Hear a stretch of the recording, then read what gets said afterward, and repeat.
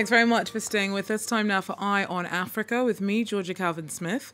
Tonight, dozens of women are abducted by suspected jihadists in northern Burkina Faso over 2 days. The victims had been picking fruit as food supplies ran low amidst deepening insecurity. Also, South Africa's High Court sides with President Cyril Ramaphosa against his predecessors.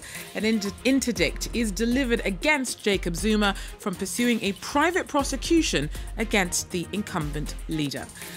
And from Burna Boy to Youssou N'Dour to DiDi B, African musical heavyweights, both new and more seasoned, head to Senegal for a star-studded All-Africa Music Awards bash. But first, Burkina Faso said that at least 50 women searching for wild fruit in the countryside have been abducted by Islamic extremists. The kidnappings happened over 2 days on the 12th and 13th of this month around the town of Arbinda. Now, the community had been under a jihadi blockade for years. Regional correspondent for AP, Sam Mednick, joins us now with more. Sam, so we're only finding out about this now. What details have been shared about what happened? What we know is that 50 women were abducted outside the town of Arbinda in the Sahel. This is in Soum province, and the town has been under jihadi blockade for years. Locals say that the women were trying to get food for their families because the situation has become so dire in the town that people were going hungry. It's hard for these towns that are under siege to get food and goods in and out freely. It's hard for movement of people to go in and out freely. And so often these women choose to go out to venture out for wood, water, and food instead of the men because they're afraid that the men are going to be killed by jihadists. But locals that I spoke to from the town said that the scale of this abduction is shocking, and they're worried that the jihadists have now potentially adopted a new strategy. So as you touched upon the scale is something that's really marked.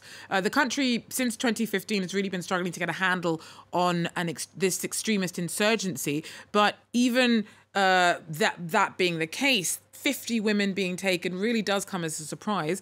Do you have any insight into why so many women were taken? Analysts I've spoken to about this give a few potential reasons for why they might have been taken. One being that the community was warned by the jihadists not to go outside of Arbinda to get wood, firewood, and water and food, and that the women didn't listen, and that's why they were taken, according to what they say.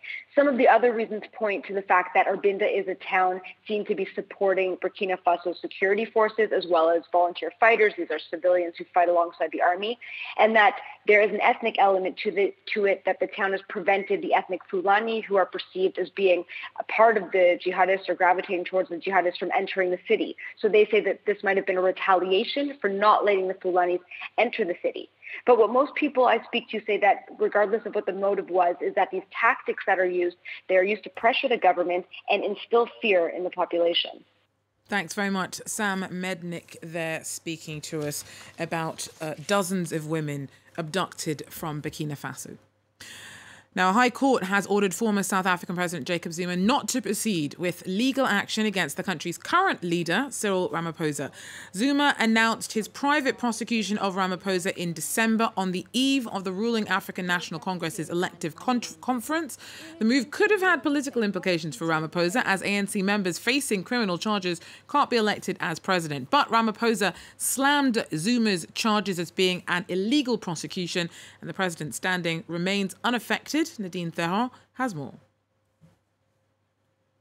President Cyril Ramaphosa will not have to appear in court later this week to face charges brought against him by former President Jacob Zuma.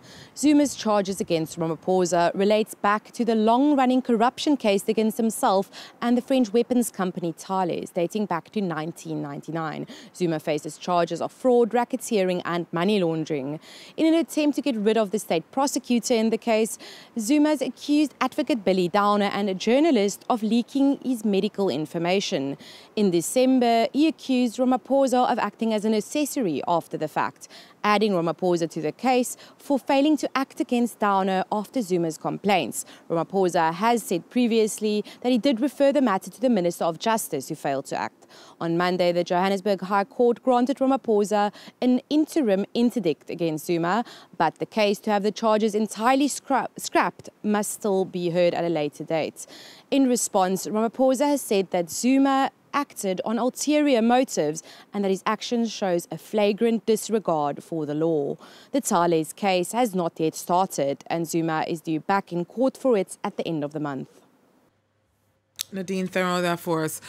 Now, staying with South African President Cyril Ramaphosa, he's cancelled attendance at the World Economic Forum in Davos, Switzerland this week in order to hold emergency meetings on his country's worsening power blackouts.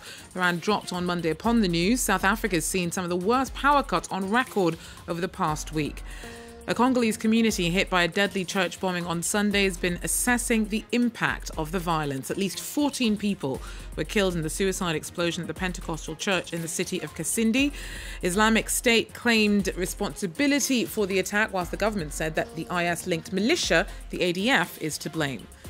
At least 22 people died in a road crash in northern Senegal. The accident happened when an overloaded bus and a truck collided near Sakal in the region of Louga. It happened just a week after another deadly smash cost 40 lives in the central region of Kaffrine. The government since brought in several new measures aimed at improving road safety. French far-right leader Marine Le Pen is embarking on a 3-day visit of Senegal after touching down in Dakar on Monday evening. Le Pen was runner-up in last year's French presidential election, and only 6% of French citizens living in Senegal voted for her in the second round. Well, for a closer look at what she may be hoping to get out of the trip, we've got our man on the ground in Dakar, Sam Bradpeace. Marine Le Pen's visit to Senegal is shrouded in mystery. On Monday morning, she published an opinion piece in which she said that Africa should have a permanent seat on the UN Security Council, and she said that Senegal in particular would be more than up to the task of representing the African continent in this forum. She also said that France should develop stronger ties with Senegal, and notably that France should do more to develop innovative agricultural practices here. She also said that France should do more to tackle emerging diseases on the African continent. She said that all of these issues would be raised during her visit to Senegal. But here's the thing. Marine Le Pen's press team have refused to disclose her agenda. They've refused to say who she will be speaking to during her visit. An aide at the Senegalese presidency told me he had no idea that Marine Le Pen was even planning a visit, and a spokesperson for the Senegalese presidency told me that there were no plans for Marine Le Pen to be meeting with Senegalese President Macky Sall. So what's actually going on here? Why is Marine Le Pen visiting? Many have speculated that this is part of a long-term effort by Marine Le Pen and her team to reframe her as an international statesman, to reframe her as someone in a kind of presidential-like figure, someone above the domestic squabbling of everyday French politics. But the truth is, we simply don't know. Insight there from Sam Bradpeace. Now, some of the continent's biggest names in the music business are basking in their success a day after a dazzling awards due. The All Africa Music Awards were held on Sunday in Senegal for the first time. Known as Afrima, heavyweights like Ivorian singer DiDi B, who won Song of the Year, whilst Nigeria's Burna Boy cleaned up with Best Act and Best Album. Now, the glitz reflects the rise of global appreciation of African music.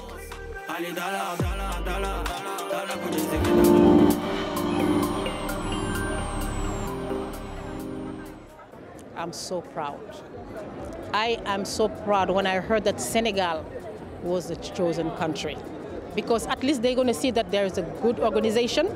People are responding. People from everywhere are here, not only from music, but also from the cinema, from the stylists, fashion show and everything. They came and they see that. I don't want to call that a pilot. It's just the #1 Afrima, and I know we're gonna have more and more again. Looking good, guys. Well, finally, Vietnam's in South Africa have come up with a quacking solution to keep bugs off their vines. Ducks have been out on patrol, keeping their beady eyes on the precious produce. Take a look. There's no need for pesticides at this vineyard in South Africa. Every day, around 500 ducks hunt for snails and bugs before retiring for the evening. We call them the soldiers of the vineyards. As they go through the vineyards, they eat all the small insects, so we don't have to spray for any pests in the vineyards. They keep them pest-free. They are the caretakers at the end of the day of our vineyards. They're known as Indian runner ducks. With their long legs and necks, they're able to stand upright instead of waddling. This means they can reach for snails between the leaves as they conduct their daily patrols, often led by one of their own. Runner ducks are very well trainable. They soon get into the routine, so it's not very difficult to get them in the vineyards in the morning. We do have 2 or 3 people that herd them on their own pace. They go off into the vineyards and they know very well when it's time to go home. The ducks also provide natural fertilizer for the soil and entertainment for visitors. It's amazing how they behave themselves, walk in the row, and it's like they're in the army or whatever. Yeah, no. The vineyard also follows other environmentally conscious practices, such as drip irrigation, a system which allows water to drip slowly and directly to the root to minimize evaporation. Now that's what I want patrolling outside of my house. That is, though, all we have time for Eye on Africa. Thanks for joining us. Do so again. Take care.